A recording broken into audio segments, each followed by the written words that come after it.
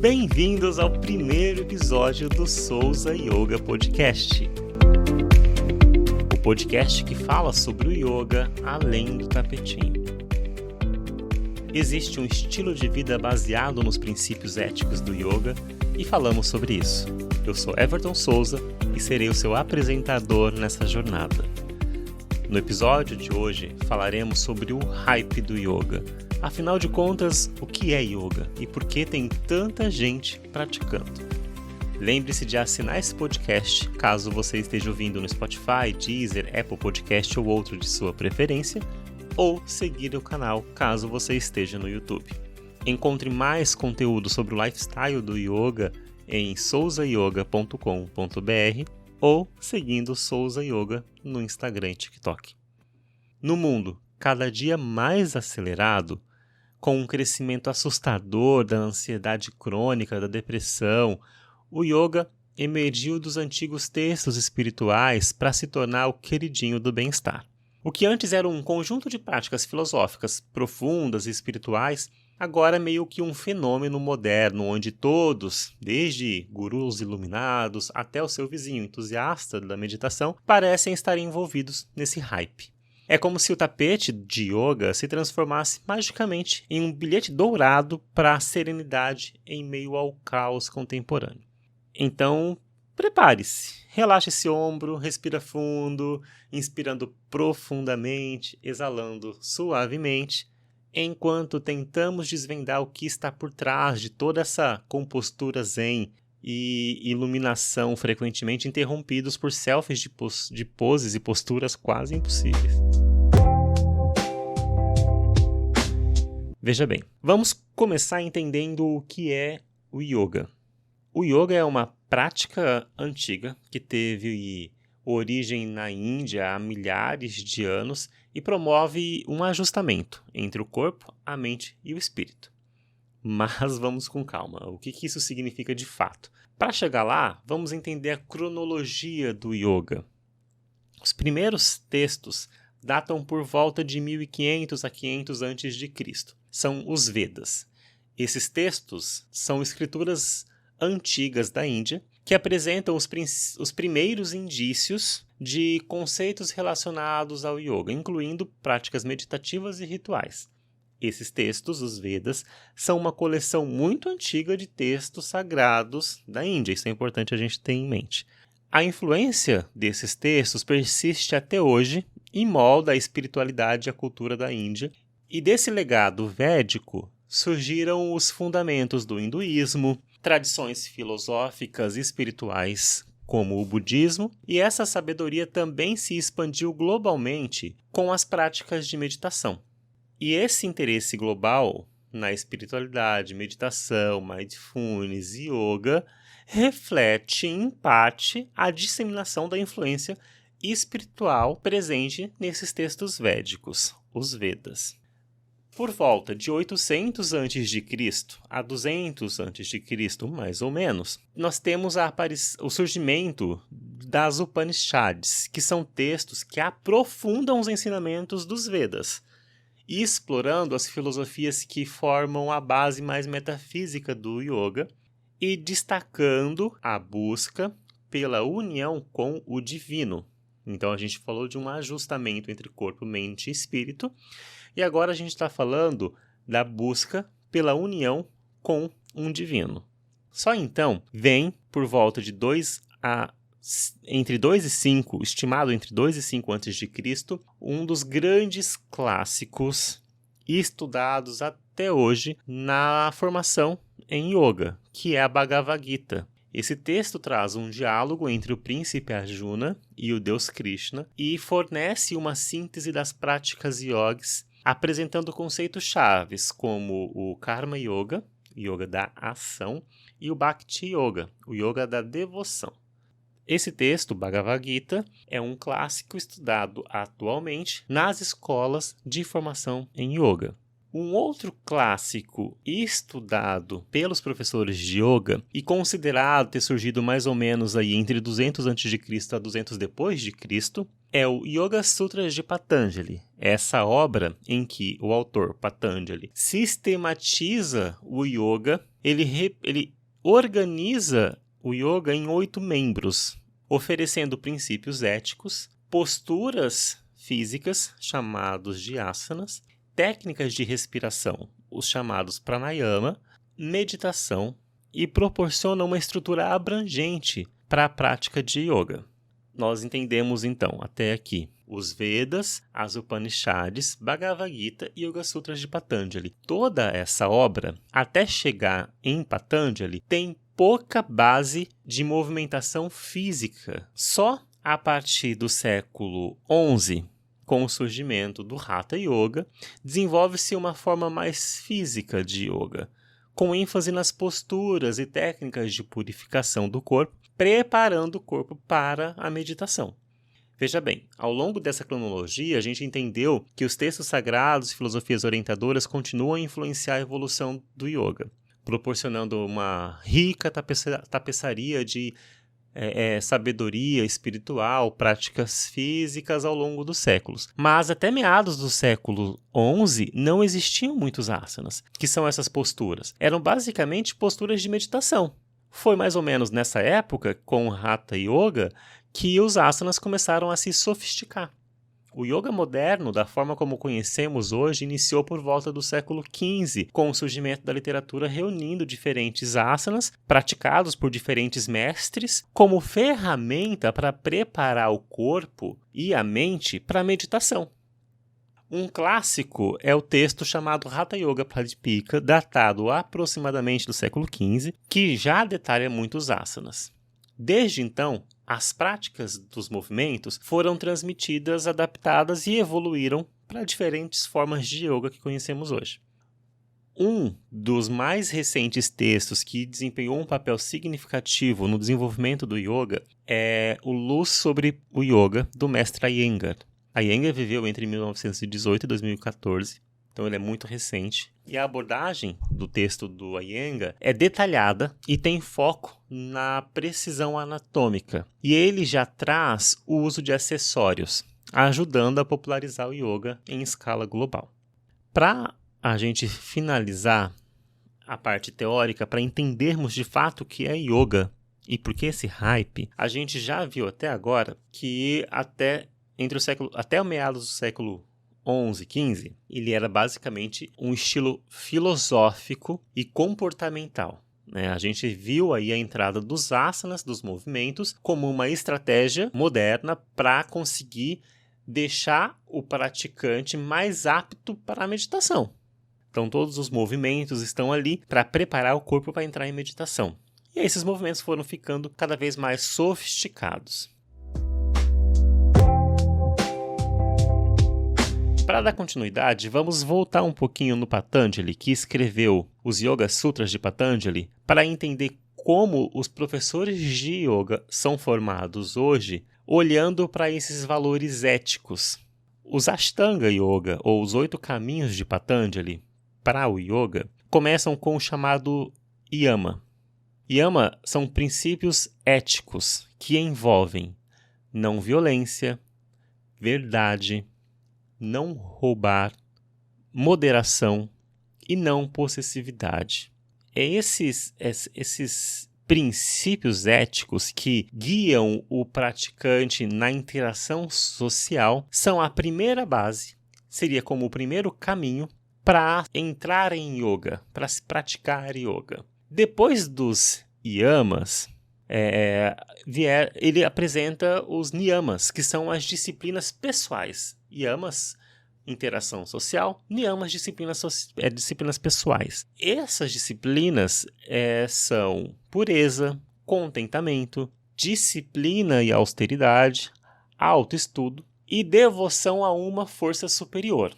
Então a gente vê éticas sociais e disciplinas pessoais. Quando a gente fala de pureza, contentamento, disciplina, autoestudo, todas essas potências são ferramentas de autoconhecimento do indivíduo em yoga. Até aqui não entrou exercício físico. O terceiro caminho para o yoga, como terceira etapa, entram as posturas físicas, que são os asanas. Essas posturas tem o objetivo de fortalecer e flexibilizar o corpo e preparar ele para a meditação. Então, todos aqueles movimentos que a gente vê nas selfies, eles são a terceira parte de uma jornada, em que entende-se que o praticante já esteja olhando para a forma como ele interage com a sociedade, olhando para um autoconhecimento, se auto-observando, e aí inicia um trabalho corporal para se preparar para entrar em meditação. Então, incorporar o asana no cotidiano é uma ferramenta para entrar em meditação. Aliado a esses 3 caminhos, vem um quarto chamado pranayama, que é o controle da respiração. É a disciplina dessa respiração consciente, buscando controlar e expandir a respiração para equilibrar o chamado energia vital. Depois desse controle da respiração, que é muito usado associado às posturas físicas, vem o 5º elemento, que é pratyahara. É uma retenção dos sentidos. Então, num mundo em que cada vez mais estímulos acontecem, existem técnicas e ferramentas, principalmente a partir do momento em que já se pratica os 4 princípios anteriores, para que o indivíduo consiga lidar com uma retirada, uma retenção dos sentidos, permitindo uma interiorização. Essa interiorização abre caminho para o 6º elemento do Patanjali, que é concentração. Dharana. Concentração intensa em um único ponto, cultivando atenção plena. Mindfulness, atenção plena, não é, dentro da filosofia, da literatura, do yoga, uma meditação. Essa concentração absoluta é Dharana, a etapa 6 da jornada do yoga. A 7ª, que é dhyana, é a meditação, é o estado meditativo em que a mente se torna calma e concentrada, unificando num único espaço, corpo, mente. Quando entra nesse estado de dhyana, o corpo já está tão trabalhado, talvez pelos asanas, talvez pelo pranayama, talvez pela paz, tranquilidade, de não ter conflitos sociais, de ter um autoconhecimento. Então, a soma desses valores todos encontram meditação, que é o 7º elemento de Patanjali. Só então vem o chamado Samadhi, que é a iluminação. É um estado onde há completa união da individualidade com o divino. Então, essa busca pelo Samadhi, pela iluminação, que a gente tem um paralelo no budismo, é o resultado final dessa prática do yoga sistematizado por Patanjali.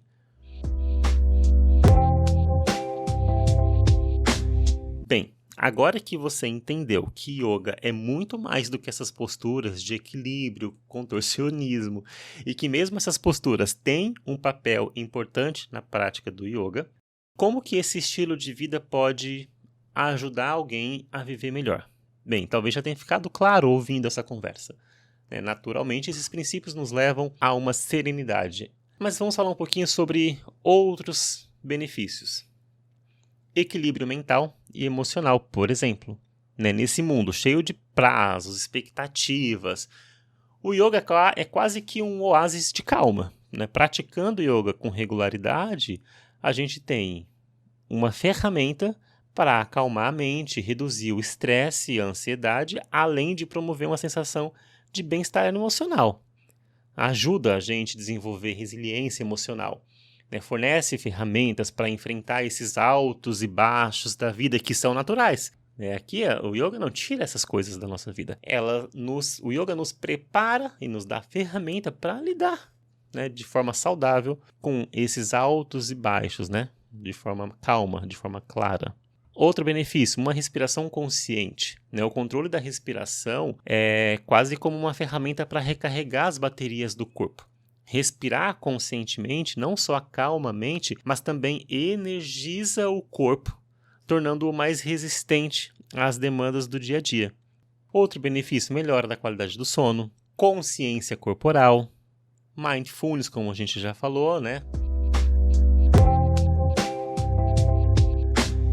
Agora que você está ciente dos inúmeros benefícios que o yoga proporciona, vamos discutir como começar a incorporar yoga na sua vida. Começar uma prática de yoga não precisa ser avassalador. Você não vai entrar com os 2 pés no peito, mudar todo o seu estilo de vida. Começa primeiro encontrando um lugar para praticar yoga. Pode ser um estúdio local na sua cidade, pode ser participando de uma aula online, conhecendo um professor online. Também existem muitos recursos digitais, livros, vídeos, aplicativos. Encontre uma ferramenta que seja cômoda, fácil para você. Encontre uma modalidade ou um professor que fale a sua língua e inicie as práticas de forma suave.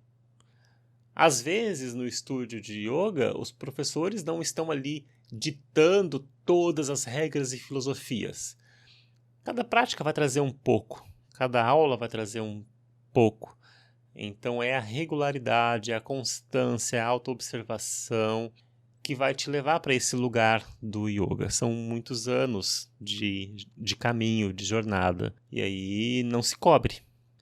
Outra dica é você criar um espaço dedicado para a prática de yoga na sua casa. Isso pode ser muito útil. Escolha um espaço em que você possa estender confortavelmente um tapete de yoga. Garanta que seja um ambiente tranquilo, livre de distrações. Tendo esse espaço vai te ajudar a ganhar mais regularidade, caso você não vá num estúdio com frequência. E mesmo indo, às vezes é 1, 2 vezes por semana. E é interessante você ir todos os dias para esse espaço e praticar um pouco dos movimentos. Isso te leva para o estado de yoga e te lembra de que o yoga vai além do tapetinho. Começar com sessões curtas pode ser uma boa estratégia, principalmente se você nunca praticou, né? 10, 15 minutos, alguns alongamentos simples, vai aumentando gradativamente, tanto duração quanto intensidade. Importante é ter paciência e consistência, né? Isso é vital quando se trata de construir novos hábitos. Mas lembre-se, o yoga ele não é uma competição, não é uma corrida. É uma jornada de autodescoberta e autoaperfeiçoamento, né? Seja gentil consigo mesma, consigo mesmo. Embora muitos vejam o yoga como uma série de posturas fotogênicas e equilibradas, né? E isso a gente observa inclusive em alguns estúdios, é importante entender que a sua essência transcende a prática física. O estilo de vida do yoga é muito mais do que uma sessão de alongamentos elaborados. É uma jornada espiritual, um mergulho nas profundezas da mente, é uma exploração das conexões entre o corpo, entre o corpo, mente e o espírito. As posturas físicas, os asanas, né, são uma ferramenta, uma pequena parte de um vasto sistema que inclui ética, controle de respiração, meditação, muito mais. Então, enquanto o mundo pode continuar a se maravilhar com essas imagens de contorcionistas sorridentes nas redes sociais, a verdadeira magia do yoga reside na transformação interna e na descoberta do autoconhecimento que vai além das aparências físicas. Isso nos traz ao final do episódio de hoje. Espero que você tenha ganhado insights importantes sobre o que é yoga, sobre os benefícios que o yoga oferece e as dicas para começar. Quero que você se lembre que, assim como qualquer prática nova, é importante permanecer paciente, persistente. Se você tiver alguma dúvida ou quiser orientações adicionais na sua jornada de yoga, entre em contato comigo no meu site souzayoga.com.br ou nas redes sociais Souza Yoga. Eu tenho aulas online gratuitas no YouTube, aulas ao vivo pelo meu site, cursos de meditação e uma comunidade com dicas e workshops sobre o lifestyle de yoga. Gratidão por me acompanhar até aqui.